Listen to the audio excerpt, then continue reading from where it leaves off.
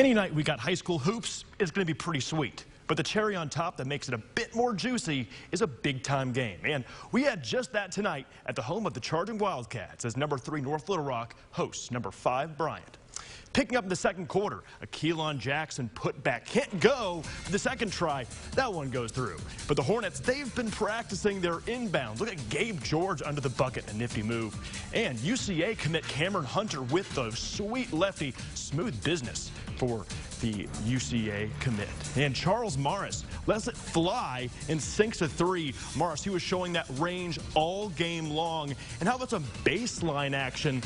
Bryant falling behind in the second quarter, but would finish off the first half strong. It's Gabe George with a body adjustment, and he knocks it down from the top of the arc.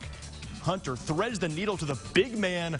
Will Diggins uses the glass. Clock running down on this half. Hunter is going to thread it to Diggins yet again, beating the buzzer, this time for an and-one play. Bryant up by 7 at half, but North Little Rock takes care of business from then on. Charging Wildcats charge back and win this one 58-50.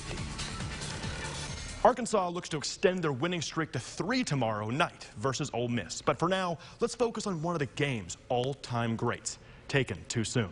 An icon in more than just sports, an inspiration to athletes everywhere. A year to the date after Kobe Bryant's tragic death, Muss reflects on what the Black Mamba meant to him and his players.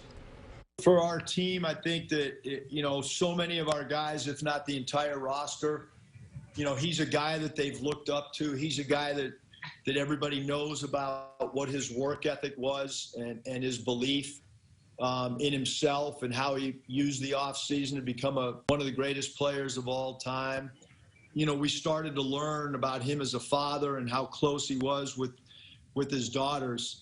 I got a lot of stories from just coaching the Lakers G League team and being in the same building with them, whether it be in the weight room or after one of our G League games coming out to the parking lot and there was no other car out there but my own and his. He rolled down the window and asked if anybody else was in the gym because he wanted to go get work in without anybody else being in there. A lot of little stories, but I think for our guys it was a shock as it was to everybody. But we used it as a time for guys to just get up in front of each other and talk about anything that they learned from him or, to also talk about grief because some of our guys really were shook up. From cancellations to limited attendance, COVID has impacted the sports world for over 10 months. And competitive cheer is no exception. But thanks to technology, a local cheer gym is competing nationally. I visited Empire Cheer on Saturday to see how.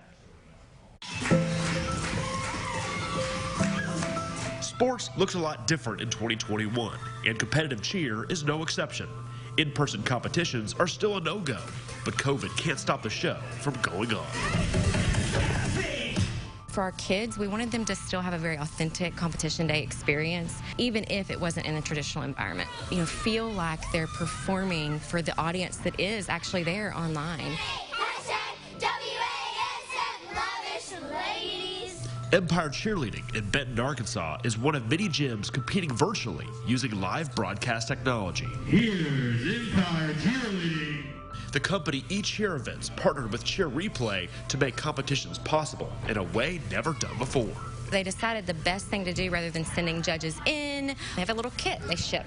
They ship you a kit and it has like the plug that you put into your GoPro. We have a GoPro set up along with all the other teams in the country from East Coast to West Coast, and we all use the same system to get it back to the judges. 5, 6, 7, 8, when it's our turn, we'll go, and then it'll be the next team maybe from Arizona. To compete at all is something special because we weren't sure whether or not we were going to get to, and so just being able to make this work with keeping everyone's safety and health a priority has been really cool, and it's been a new experience. Being able to do it still with COVID and everything, it's just really makes me so happy. It's one of my favorite things to do, and I'm glad that my competition season didn't get canceled. You get grand champion and you get to win. I was like crying and doing happy tears and stuff. It's really fun. You make new friends. This is our 3rd virtual competition. The first one was in November, and I think we actually have one more, and then we're going to start traveling safely. From practice to competitions, be it in person or virtual, what's important goes beyond national championships.